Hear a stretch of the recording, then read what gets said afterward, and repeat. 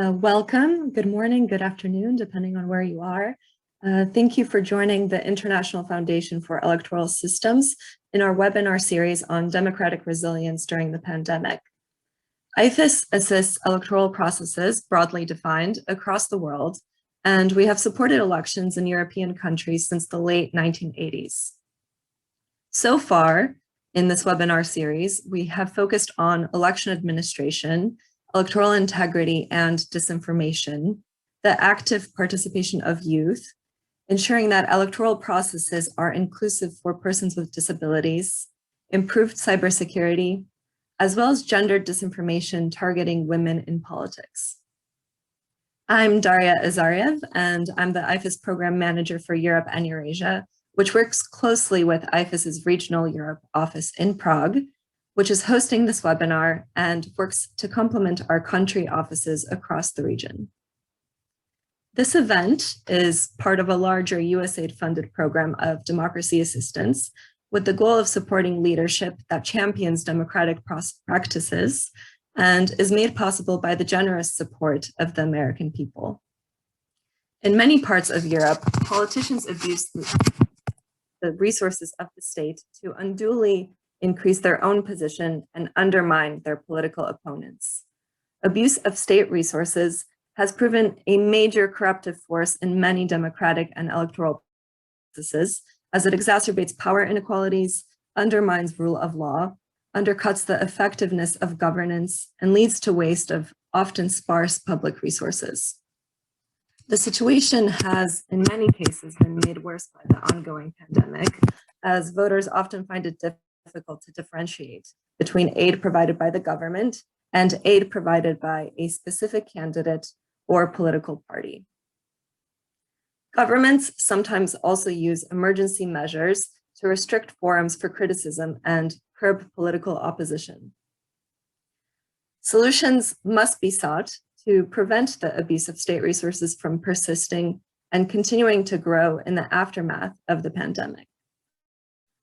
Unless checked, such activities can entrench incumbent advantage, impact election results, or otherwise shift the balance of power between political parties.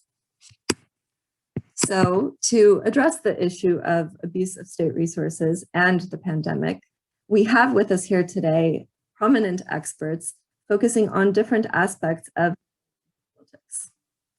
First, I would like to discuss what abuse of state resources is and why it's a problem, together with IFES's Senior Political Finance Advisor, Magnus Ohman. Magnus will then further explore this issue together with Lisa Klein, who is a former director of party and election finance for the UK Electoral Commission and former US Federal Election Commission Assistant General Counsel. After that, we will focus on two individual countries in our region as case studies. We will discuss the abuse of state resources in North Macedonia, together with Katica Nikolovska, who is a member of the State Commission for Prevention of Corruption in North Macedonia. Then we will turn to Tamara Brankovic, who works as a policy lab manager for the Center for Research, Transparency, and Accountability, to talk about abuse of state resources in Serbia. So let me first turn to Magnus. Magnus, this webinar is about abuse of state resources. So first things first, what does this mean? In one sense, abuse of state resources is a form of corruption, but it's not the same as corruption. If a public official steals money from his office and puts it in his pocket, we see that as public corruption, self-enrichment. If he steals from his office and gives it to his party, or he uses these funds to support his sister's election campaign, we see this as abuse of state resources. And there are also forms of abuse of state resources that we don't see necessarily as a form of corruption. So if a politician or a public official uses the official opening of a new hospital to talk about how wonderful a certain political party is. Or if state-owned media consistently criticize the corruption, this we see as a form of abuse of state resources.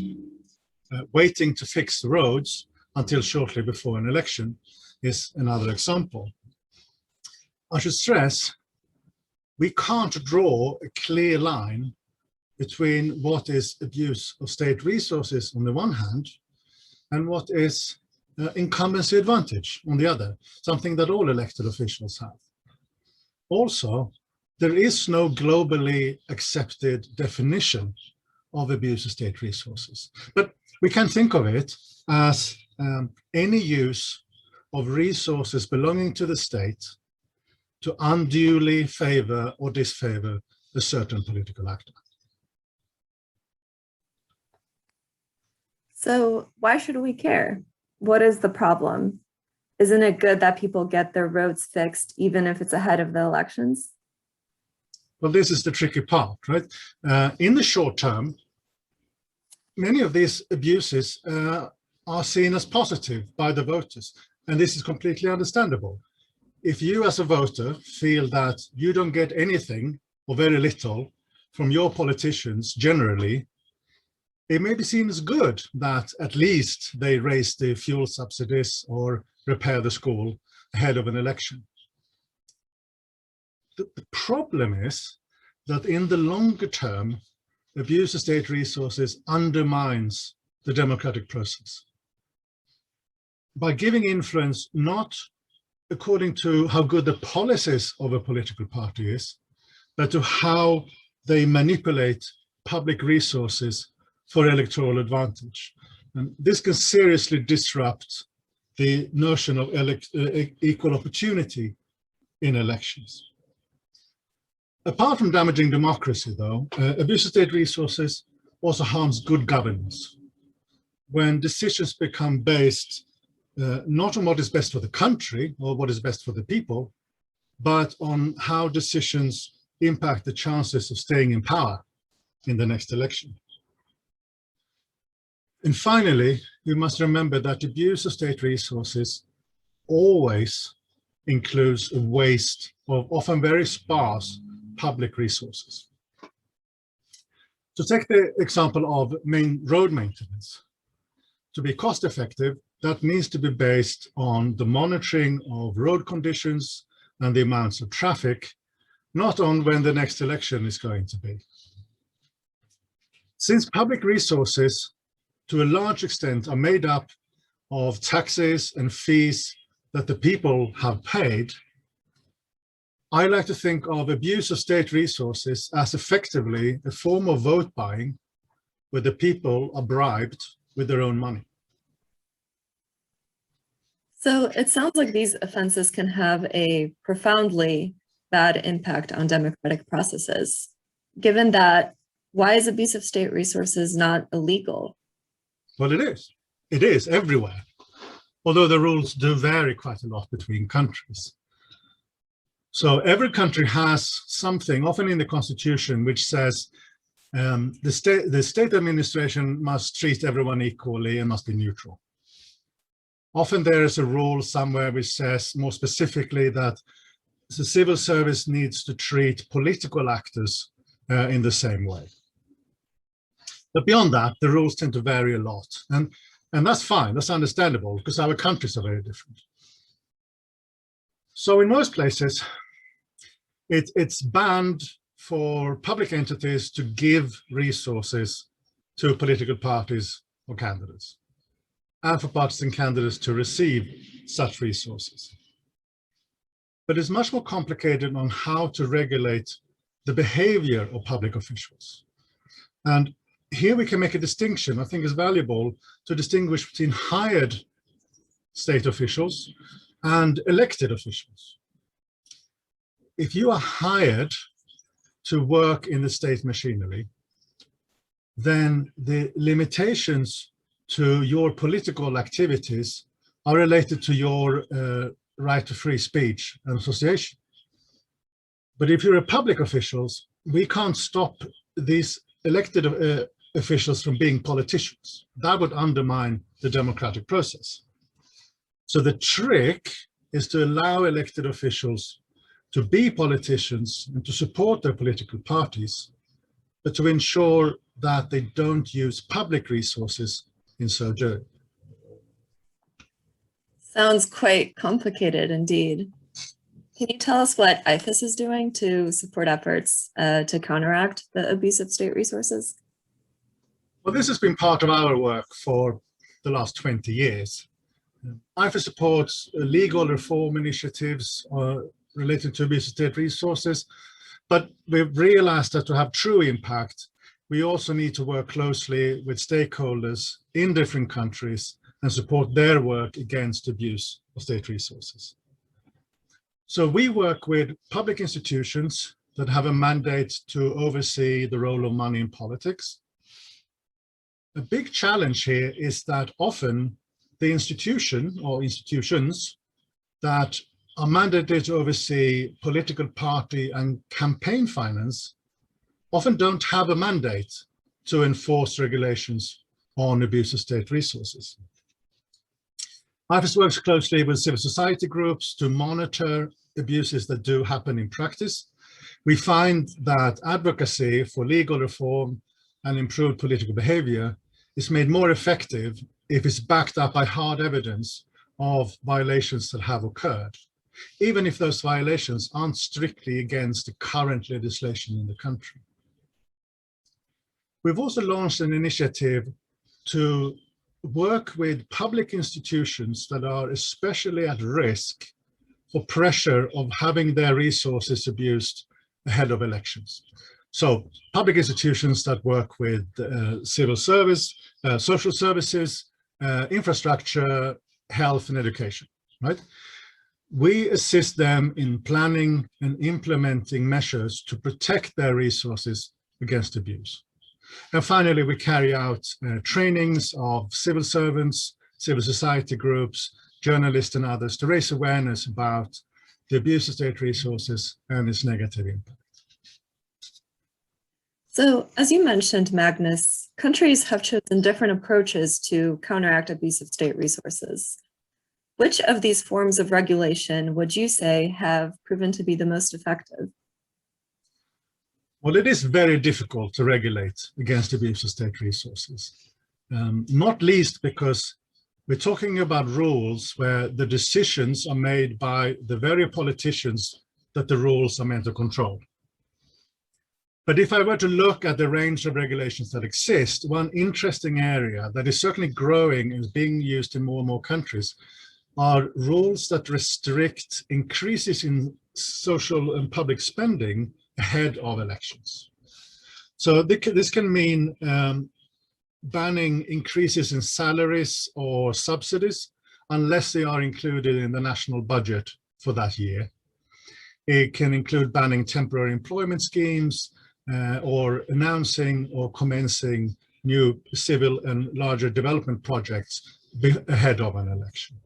The idea is to counteract a common form of abuse, that is to increase the popularity of the government through increased spending, and hence boost the popularity of the government party or parties.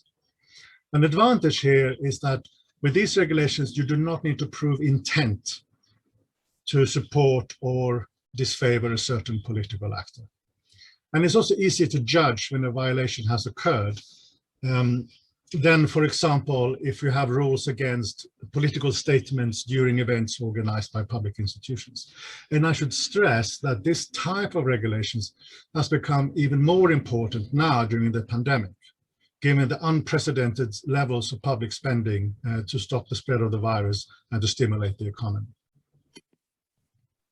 Thank you very much, Magnus. We will now continue the discussion with Lisa Klein, who has decades of experience in working with political finance regulations, and in particular, the implementation of such regulations. She worked as Assistant General Counsel at the Federal Election Commission in the US, and was later Director of Party and Election Finance at the Electoral Commission in the UK. So I will now hand it over to Magnus to continue our dialogue about abusive state resources. Magnus, over to you. Thanks, Daria, and thanks, Lisa, for being with us. So, Lisa, I've just argued that maybe regulations that restrict increases of public spending ahead of elections might be the most effective type of regulations to counteract abuse of state resources. Do you agree? Well, Magnus, I always agree with you. Let's get that straight. But yeah, I think that restrictions on public spending ahead of elections can be an important tool in containing abuse of state resources. But I think it's really important, and I think many of those participating today understand that we cannot underestimate the challenges and limitations associated with regulations of this nature. First, the drafting of the regulations can be challenging. It requires decisions on exactly what type of public spending is going to be restricted and when those restrictions should come into place. And I should just mention, you mentioned about unbudgeted spending. Well, you know, the cynics among us might argue that that's an easy way to circumvent lawfully, that a governing party only needs to think about in their budget planning process of the election enticing activities to be putting during the electoral period or right before that. But even if you have well-drafted regulations, they're only as good as their implementation, and that raises challenges. To be effective, the regulations must be monitored and enforced. And that raises questions about who will be doing the monitoring, what tools they'll have at their disposition, who will be responsible for bringing the enforcement actions and deciding on them, and what type of sanctions should be imposed.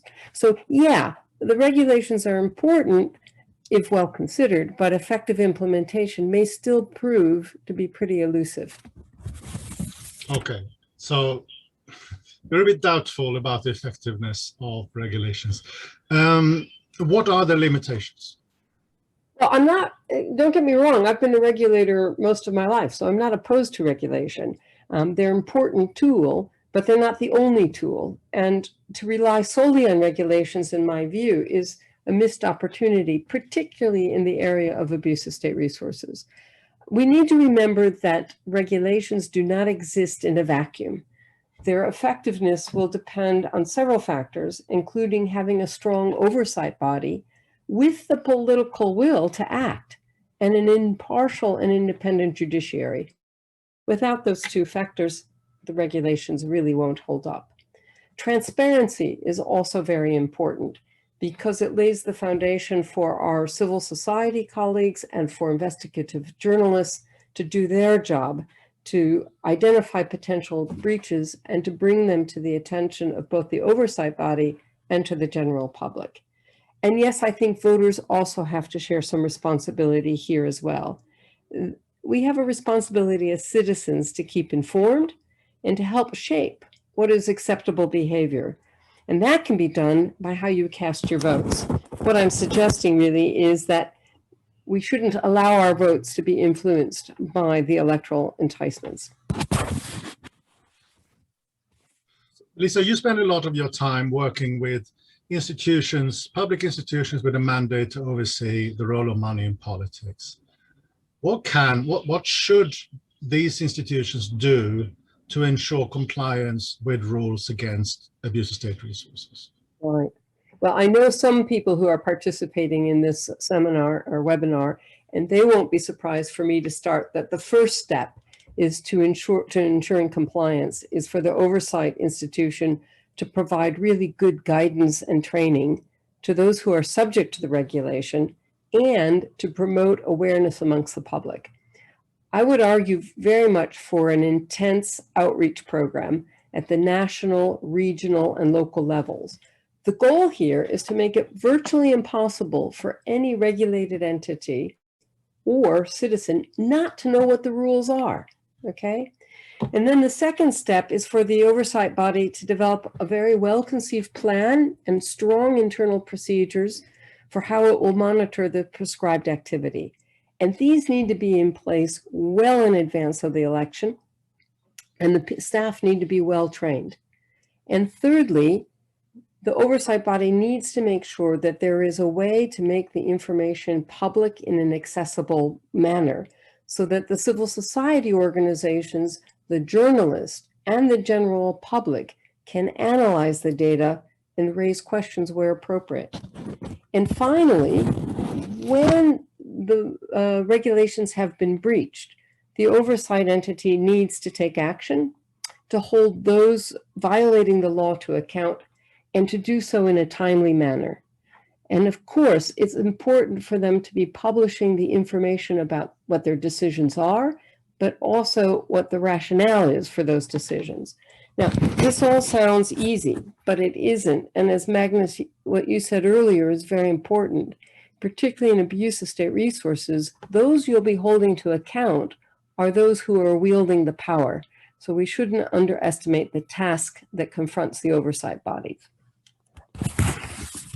Okay, well, that's the oversight body then. What about other public institutions? What is their role and what should they do? Well, this is abuse of state resources. It's really good to think about the other public bodies because they have a big role to play. I have a few suggestions. First of all, it's important for them to take the issue seriously and to really adopt a zero tolerance policy to abuse of state resources. How can they do it? Well, first they can adopt internal rules and procedures, maybe I should say codes of conduct, that highlight the prohibition on abuse of state resources and explicitly state that such activity will not be tolerated. Second, I think it's important for them to conduct the training internally for their staff and officers at all levels so that the top echelon are equally aware of the policies and codes of conduct, and everyone knows the rules. And thirdly, I think public institutions have a role to play in publicly proclaiming their anti-abuse of state resource stance and policy, sort of a public mini awareness campaign. And this can be done simply by putting posters up in their offices or on their websites that announces what their policy is on it. It's an information campaign that will reinforce it internally for their staff, but also externally for the wider public. And of course, if they're going to engage in that type of behavior, it's really important to let people know what they're supposed to do if they observe abuse of state resources. So where can they file a complaint, how that process is undertaken. Thank you. Final question. Let's broaden the issue a little bit, and I'll make it easy for you. How do we get rid of abuse of state resources in Europe? Well, if I had an answer to that question, I think I wouldn't be working anymore. I'd probably buy an island where there would be no public corruption whatsoever. I don't think you're ever going to eliminate abuse of state resources entirely in Europe or anywhere else in the world. But just because it's difficult and possibly impossible to eradicate entirely doesn't mean that we shouldn't be trying our best. And I believe that everyone has a role to play in this. And in no particular order, let's just review. This summarizes perhaps what I've said. We've got the parliamentarians, okay? You know, as you said, these are rules that are authored very much by those who are in power. And it's important for the parliamentarians to ensure that they pass and enact are robust and enforceable so that there are clear definitions, there aren't loopholes, they have some meaning to them. The oversight institution that you referenced must be absolutely determined to implement the law and to do so fairly but rigorously. And then we've got political parties themselves. I mean, these are institutions and they need to put the interest of the country first because, frankly, abuse of state resources is a really corrosive form of corruption that undermines not only the confidence, as you said, in the democratic process, but it also ultimately damages the economic health of the country.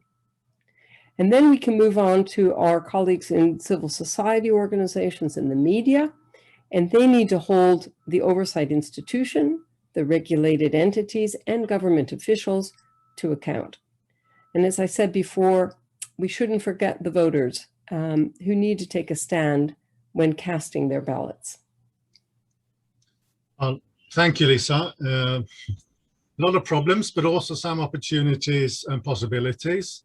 Daria, I hand back to you.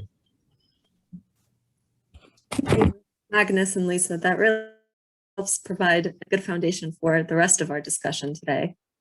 So we've so far talked about the abuse of state resources from a more general and regional perspective. Now it's time to explore how this issue works at a national level. First, I will ask Magnus to discuss the role and fight against abuse of state resources, together with Katica Nikolovska, who is a member of the State Commission for Prevention of Corruption in North Macedonia. Please, Magnus. Thank you, Daria, and thank you, Katica Nikolovska, for being with us in this event.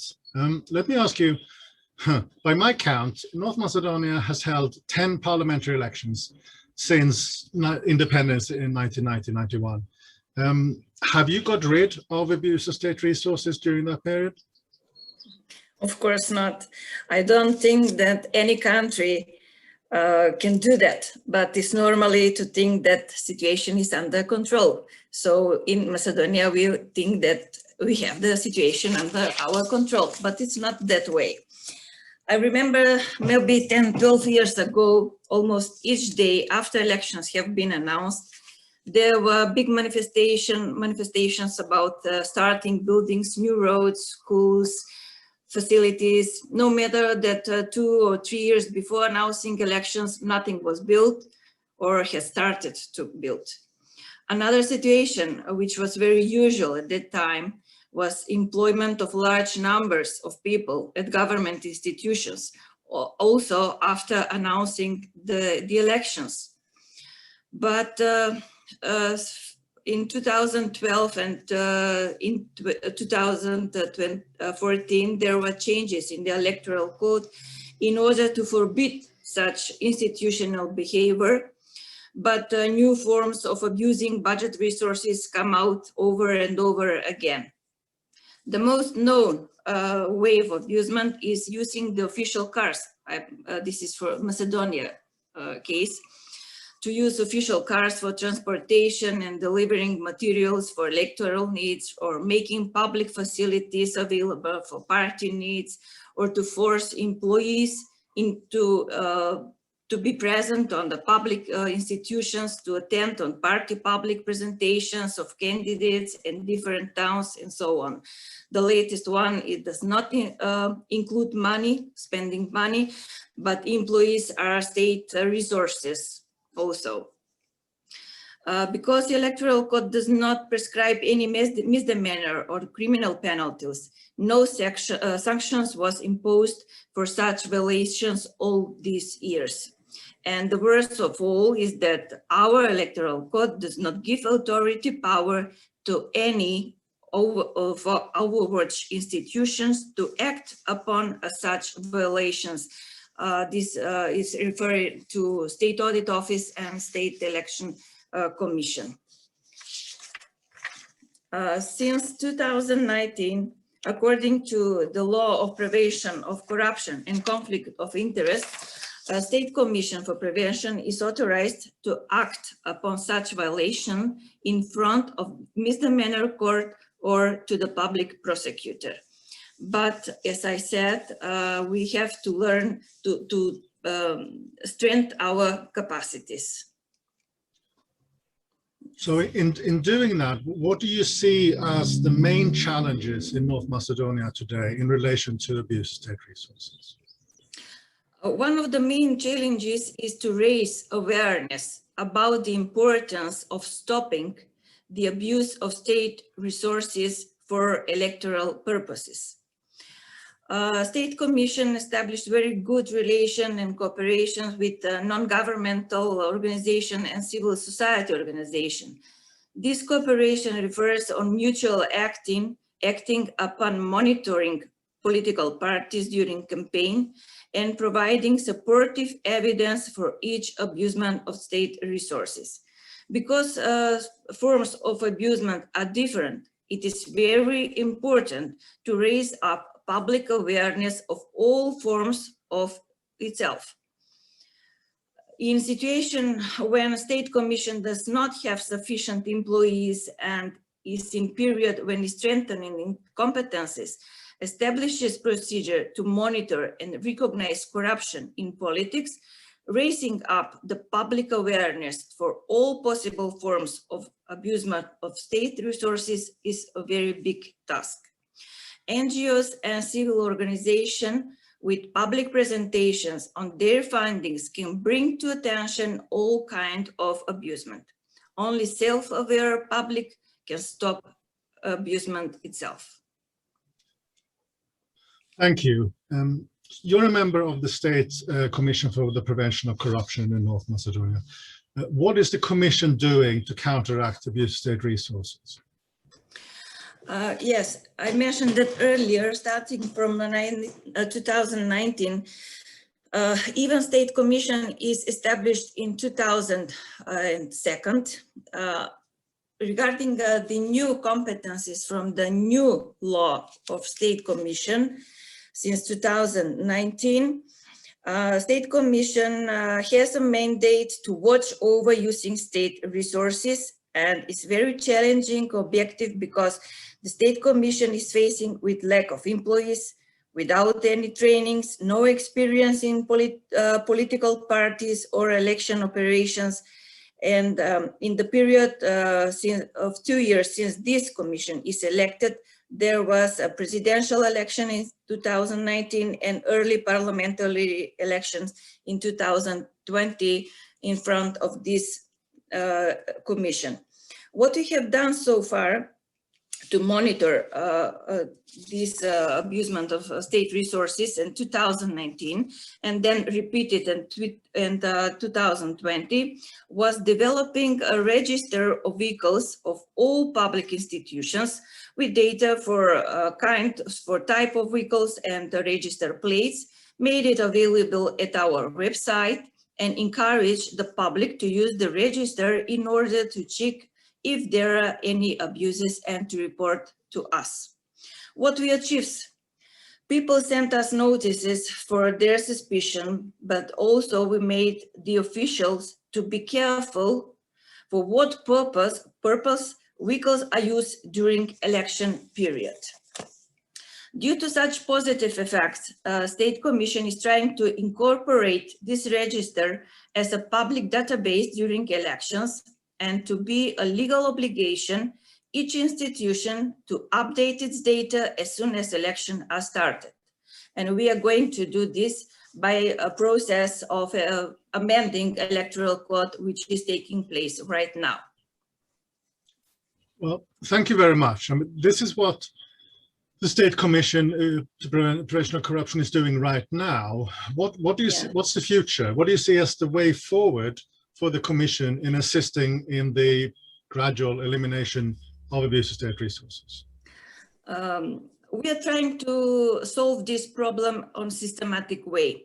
First goal is to strengthen the State Commission competencies throughout the Electoral Code because of undefined acting between State Audit Office, State Electoral Commission, and State Commission for Prevention of Corruption on specific topics. In January, as I mentioned, started the process of amending. And here we suggest some proposal, give solutions just to strengthen our competencies in imposing such misdemeanors, penalties, and something similar to do. A second goal is to strengthen State Commission own capacities. How can fulfill goal 1? To enlarge the number of employees strictly on sphere of political party and elections, to provide for them appropriate trainings. How can they recognize any law violations, which I mentioned earlier. Only sufficient and well-trained employees can prevent abusement of state resources. Until then, State Commission will use support from domestic NGOs, civil society organizations, as well as help that the IFES gave to us all this time. Thank you very much. Final question. We talked about what the State Commission for Prevention of Corruption is doing. What about other stakeholders? What is their role in stopping abuse of state resources in North Macedonia? Despite the three institutions which are involved in electoral process, only, as I mentioned, State Audit Office and State Commission for Action, only our commission has precise competencies to act upon the abusement of state resources. So state audit is obliged to audit final reports from contestants regarding income and expenses made during campaign. Mostly it is confirmation that acting is in compliance with electoral code or the law from financing political parties. State Election Commission is obliged to organize and monitor election process itself, but with no additional interacting in sphere of financing, advertising, or abusement. But mutual cooperation between these institutions, also with NGOs and civil organizations, can be very effective to overwatch on abusement of state resources until State Commission reaches its goal. That means until we not enlarge ourselves with sufficient number of employees. Thank you very much, Katica Nikolovska. We certainly you. wish the State Commission for Prevention of Corruption the best of luck in counteracting abuse of state resources in North Macedonia. Back to you, Daria. Thank you both. Let's now move to a neighboring country that has also had its share of issues with abuse of state resources. This is Serbia, and we are fortunate enough to have with us Ms. Tamara Brankovic, who is Policy Lab Manager at the CSO Center for Research, Transparency, and Accountability. So once again, I will ask Magnus to lead the discussion. Magnus, please. Thanks, Daria. And again, thanks, Tamara, for being with us. So we've just heard Katica Nikolovska talk to us about the challenges regarding abuse of state resources in North Macedonia. But Serbia is just next door. How does what she said relate to your experiences regarding such abuses in Serbia?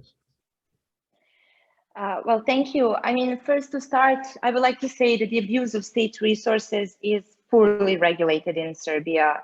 And because of that, and because of the poor law implementation, it is widely spread during electoral cycles.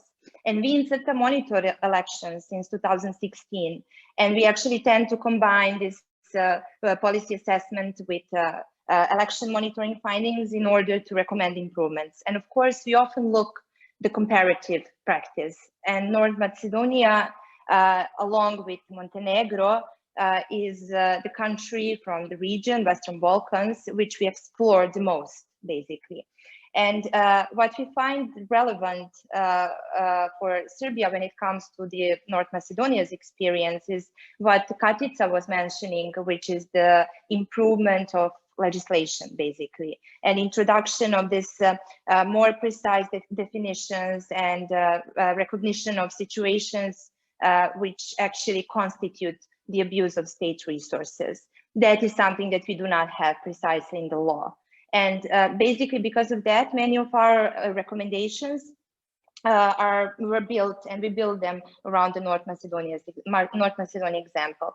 However, the thing is that we actually learned that good legislation is not a problem solver, especially if it is not implemented in practice. And what we see today in Serbia is that the context and how political actors are behaving evolved, which is why we actually can't look only to the simple need for the better legislation, but the greater focus needs to be on what is happening in practice.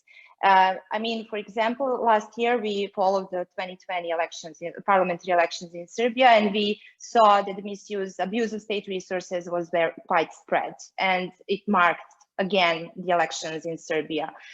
Still, how political parties, how political actors and public officials abuse the state resources was different than before. I mean, it was more subtle and less obvious. which is very important if we take into account that institutions in Serbia tend to interpret the law narrowly. So that's why they don't actually recognize the abuse once it happens, unless it is an obvious one.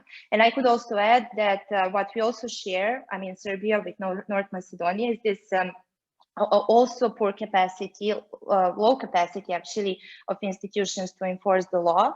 But we also have a strong political influence on their work. Thank you.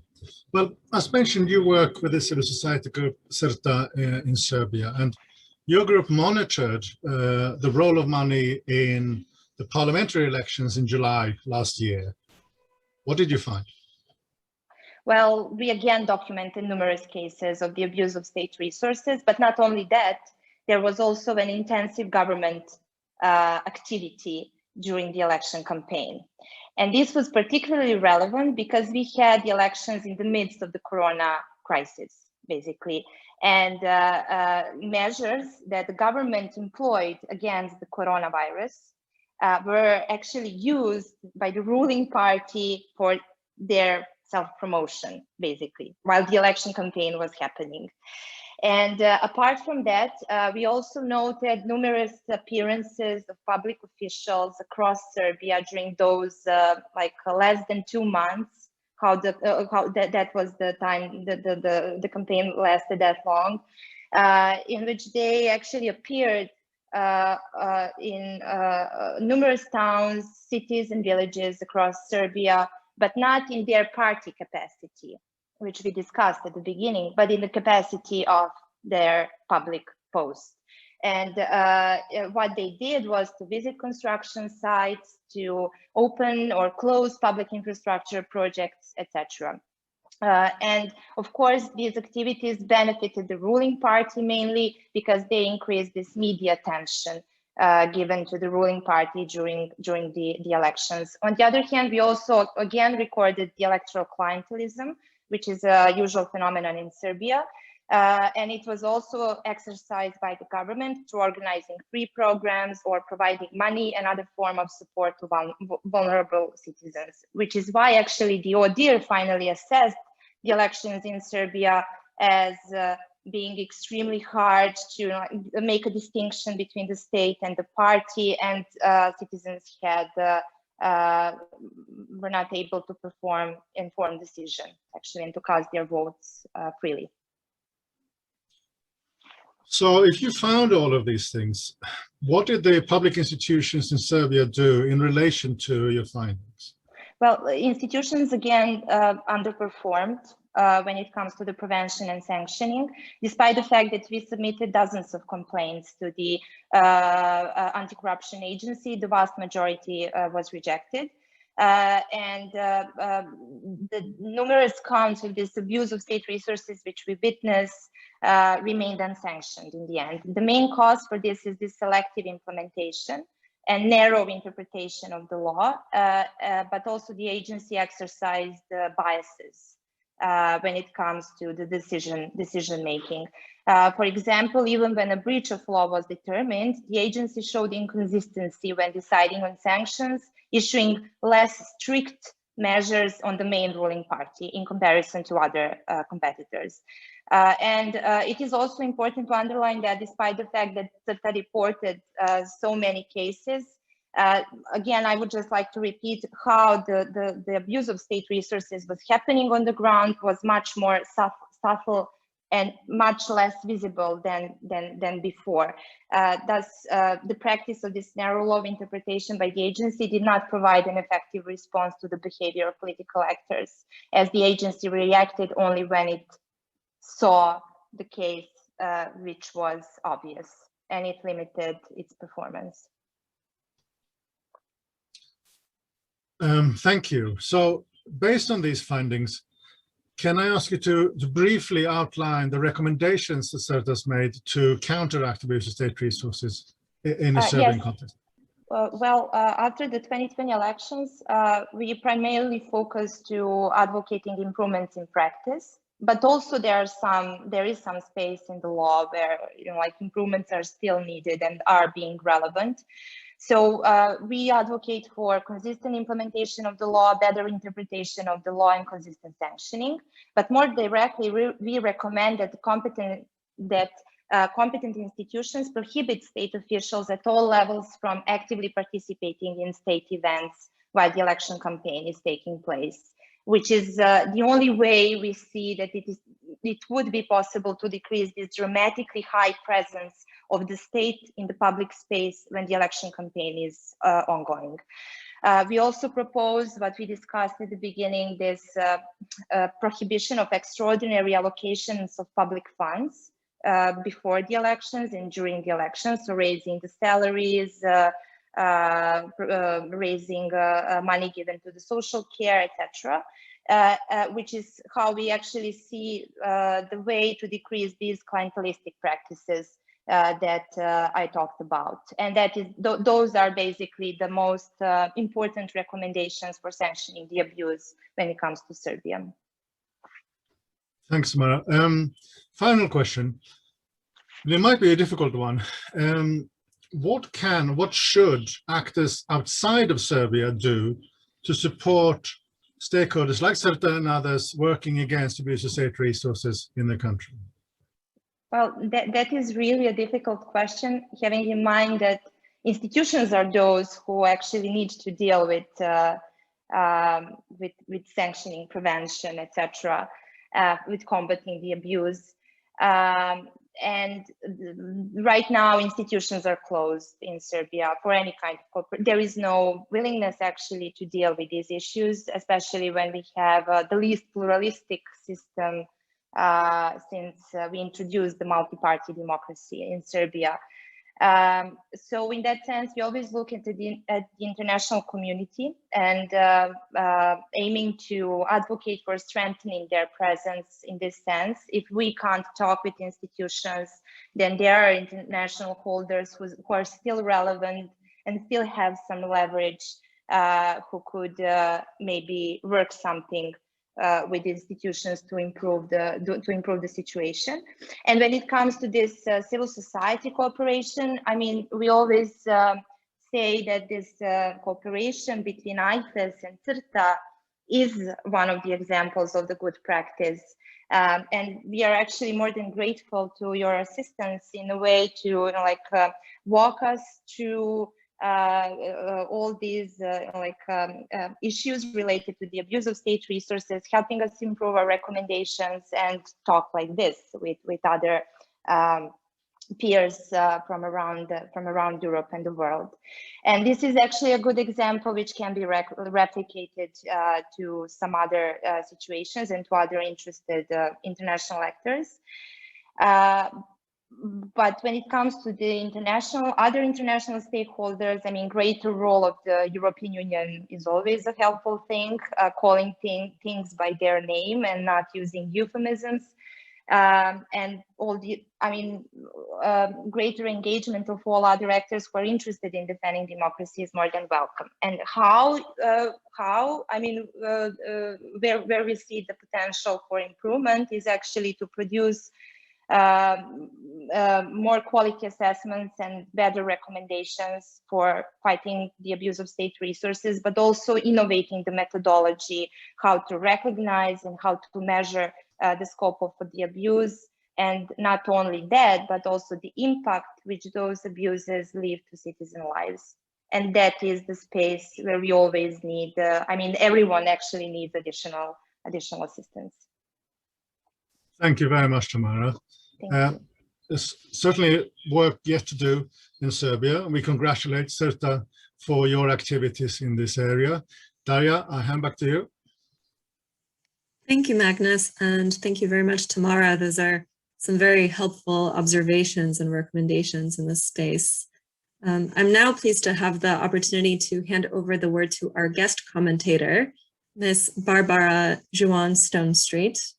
Barbara's background is working for the French institution mandated to oversee compliance with political finance regulations. She has since assisted public institutions in a wide range of countries in Europe and beyond on how to enforce political finance regulations, including on abuse of state resources. So over to you, Barbara. Thank you very much, Daria, for giving me the floor. Wow, what a great webinar. A big thanks to all the panelists, Lisa, Katica, Tamara, Daria, Magnus, for the vibrant, informative, and insightful discussions. The abuse of state resources is a very complex issue, and today's discussions have shown how the abuse of state resources can undermine the democratic process and the fairness of the electoral process.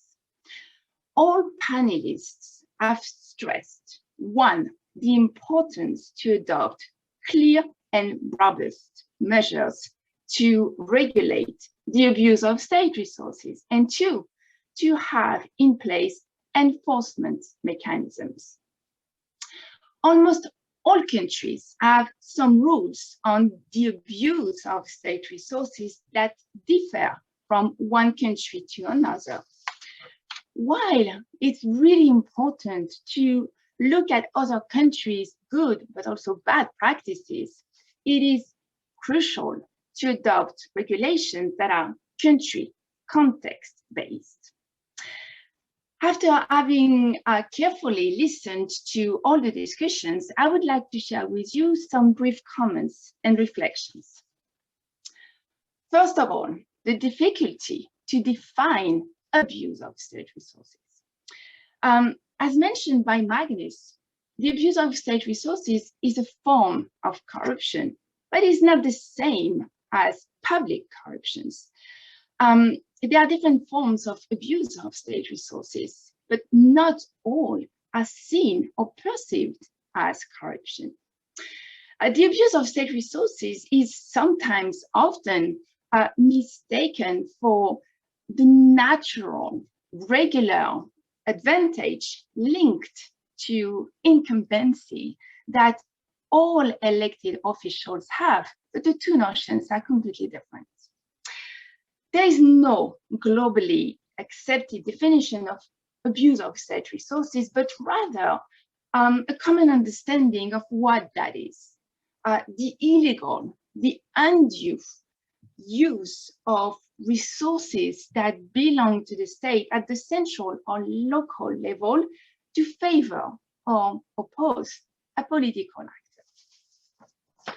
Secondly, how to counteract the abuse of state resources.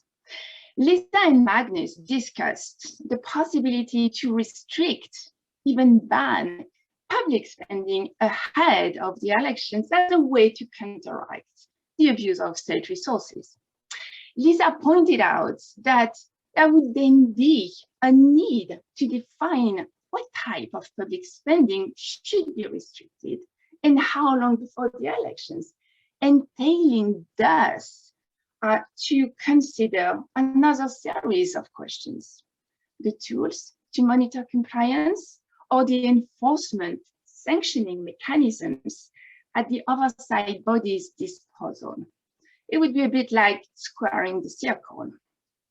Question then is, are effective regulations elusive? Only if they are the only tool at the oversight body's disposal. Regulations can be effective only if they are enforced by an independent, impartial, strong oversight body that operates inside, within a transparent political finance system that enables voters to make informed choices and hold electoral political actors through their vote. Third point, what are the challenges encountered by the oversight bodies in monitoring the abuse of state resources? Katica pointed out the lack of staffing, resources, and the absence of well-established internal procedures and operational framework as barriers to effectively monitor the abuse of state resources in North Macedonia. Tamara stressed the implementation issues and questionable interpretation of the legal provisions, leading to inconsistencies in the decisions issued by the Serbian Anti-Corruption Agency. not to mention the lack of capacities and resources. Lisa insisted on the importance for the oversight body to have in place mechanisms and procedures to ensure compliance.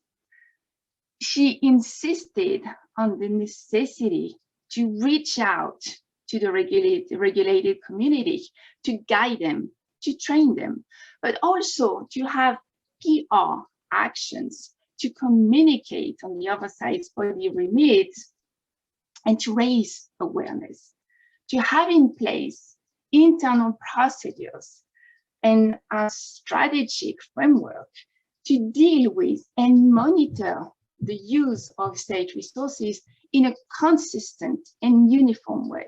And obviously, to have in place enforcement mechanisms to sanction, detect, and sanction breaches of the law. Finally, what I would like to say is, and it's based on all the discussions, it's the importance to have a coordinated effort to monitor the abuse of state resources.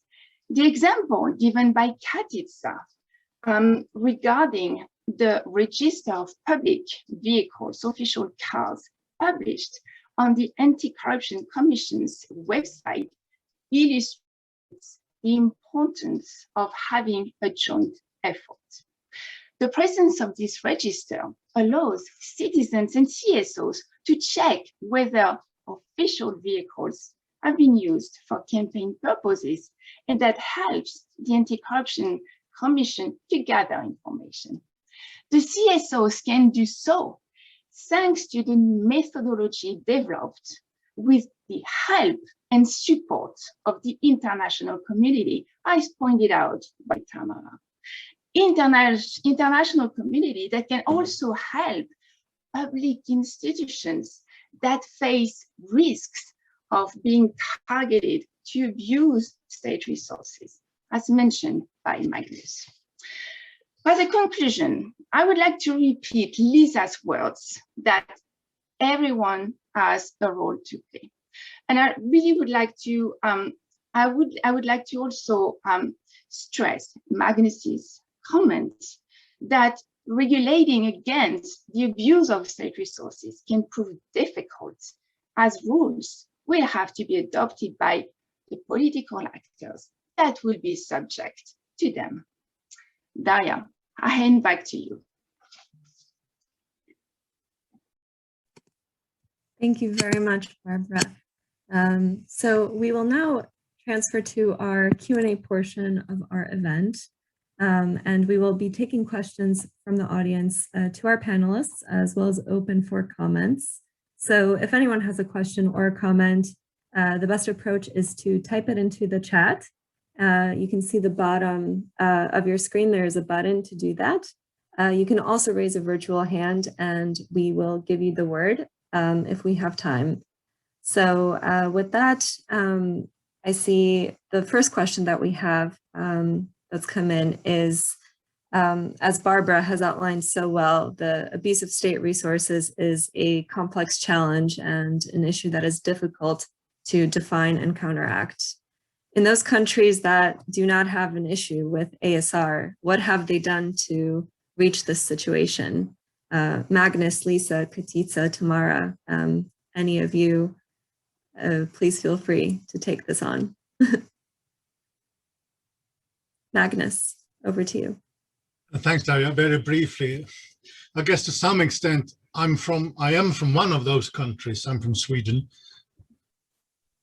Politicians don't generally abuse state resources an awful lot in elections.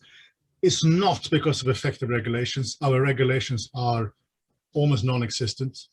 It's basically because politicians are aware that in our context, they lose electorally from abusing state resources. We have a term that translates as election poke. And if you as a government raises salaries or subsidies ahead of an election, you'll get accused of that immediately and you will lose votes for doing so. I think that's where eventually we want to end up, where the voters just don't respond to these type of activities. But it's not easy. Thank you, Magnus. One more question for you and Lisa. Why is abusive state resources seen only as a problem for new democracies? Doesn't this issue also exist in older democracies? Lisa, please, over to you. Absolutely. And I'd like to just go back to Magnus's point coming from Sweden. Though I'm a UK citizen, my homeland is the US, and it took a very different approach. It took a very regulatory approach, but it was multidimensional in the sense that there was an Office of Government Ethics. There were regulations about contractors and their ability to participate in procurement. So there's a lot of different avenues to that.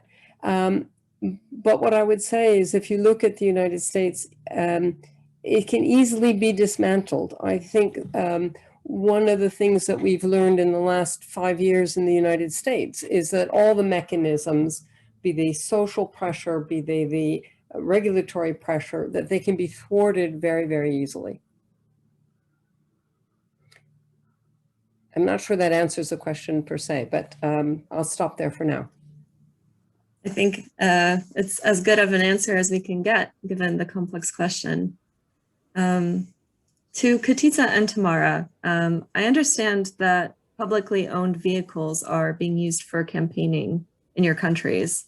What is being done to stop this? And is there anything else that can be done? Tamara, please go ahead. 2 years ago, we had a large situation with these public vehicles for one local elections in Serbia. We saw, we had the full election observation mission for that those elections. The atmosphere was very tense, etc. And we saw vehicles from registration plates that were not from that municipality, who were, so there were a lot of them circling around polling stations, bringing voters, or being used as a, like a shelter for keeping parallel records of voters exiting the polls, etc. And at that point, we started recording, like taking pictures, making videos, just recording the numbers of those registration plates, and like just knowing that something is wrong, because so many of them were there not from that exact municipality, but like 600 kilometers away, etc. And we assumed that those vehicles belong to the public institutions in Serbia.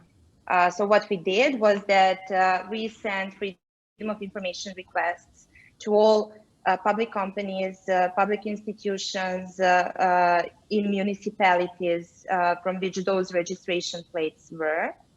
And we asked them, could you please give us, for the purpose of the research, like the list of the vehicles that you use, along with their registration plates. And we got, and then the data started coming, and the data are still coming because our institutions are not very fond of providing, information based on these freedom of information requests. And as a result, we actually managed to match 18 out of 200 registration plates with the public companies or public institutions like municipalities and other forms of those institutions that are using the public funds for their work. So that's that's in practice how you can actually prove that public vehicles are being used. And what we did afterwards, once we established that those 18 belong to the state, we submitted criminal charges against unknown persons who are responsible in those institutions. And prosecution and the police actually did not, the process is very slow. And 2 of the charges got rejected as ungrounded. There are like numerous reasons how institutions are going to explain their presence in that municipality, like a Sunday, you're not working, and what the hell are you doing, so pardon my French, in a municipality that is 600 kilometers away from your place, you know, like. So when it comes to the outcomes of that process, we did not have any luck, basically, but we managed to prove how state resources are being abused. Thank you very much, Tamara. That sounds like quite an effort, and that's a very helpful response. We have 5 more minutes left in this Q&A. I will now raise a question from the audience from Kate Sullivan, who asks, how do you build demand for stamping out such abuse? In many countries, voters see it as their right to gain their share of state largesse when their party gains power, usually arguing that the other side did the same when in power.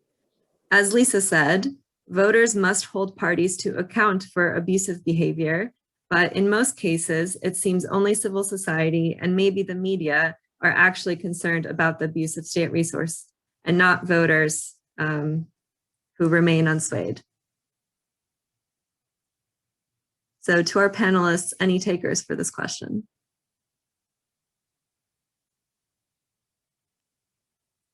Lisa, thank you. I'll start it off very quickly. I think Kate has identified the biggest challenge here. And to be honest, I don't think that those of us who are experts in abuse of state resources have the answers.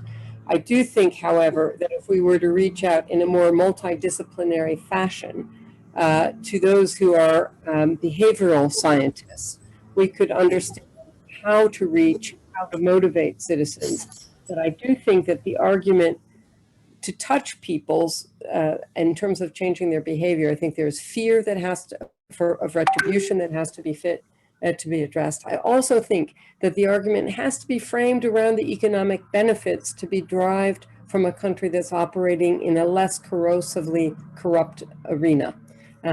So I can't give, and I wish I had Tamara's ability to give you really concrete examples, but I think that those are the areas that I would point to on our walk towards that destination. Thank you. Excellent. Thanks very much for that response, Lisa. Katica, would you also like to take a stab at responding to this one? Yes, I would like to refer regarding vehicles, official vehicles. The success that we made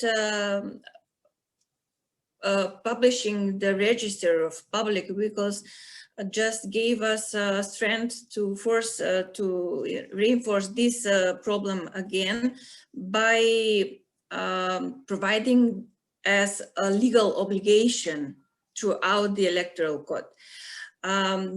2019, when we first implemented this register, was very interesting to monitor the actions of public, because they submit all kinds of suspicious that something is abused. So we act upon these reports, and we publicly announce such abusement. And that was not in favor to officials if you pronounce them publicly. So they were very carefully and put on minimum the use of official vehicles. So in 2020, during the parliamentary election, there was maybe mostly 10 such abusement notices, and that's a big success that somebody watch over you how to use the state resources. In this case, and regarding to this, we submit amendment to the Electoral Code in order to oblige all public institutions to submit data regarding their official vehicles, and to make this this register official basis basic data for everybody, for public to be available, and to act upon any kind of violation or abusement of these official vehicles.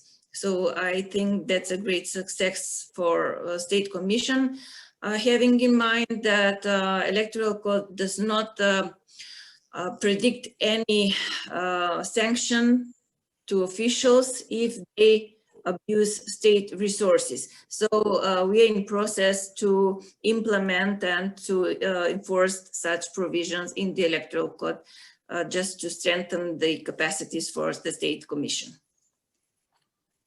Thank you very much, Katica.